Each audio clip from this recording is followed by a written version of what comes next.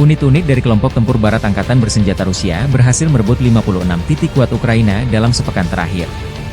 Ivan Bikma, juru bicara kelompok tempur barat Rusia, juga menyatakan bahwa selama pertempuran kontra baterai, unit-unit artileri menghancurkan howitzer M198, senjata M119 dan L119, dan 6 awak mortir.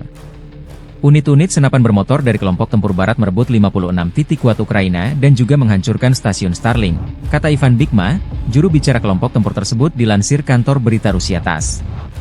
Sebagai hasil dari operasi aktif, unit senapan bermotor dari kelompok tempur barat memperbaiki posisi di sepanjang garis depan dan merebut 56 titik kuat musuh.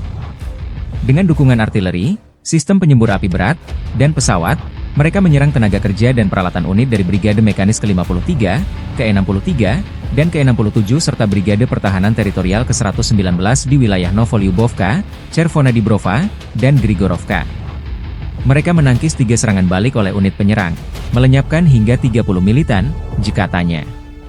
Selama pertempuran kontra baterai, unit artileri Rusia menghancurkan howitzer M198, senjata M119 dan L119, serta 6 awak mortir Ukraina.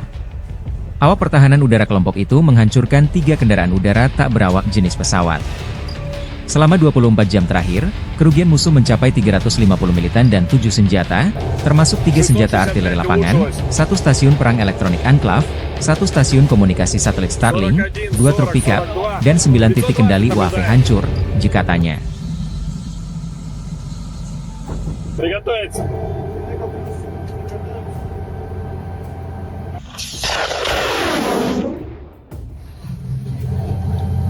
Ушла.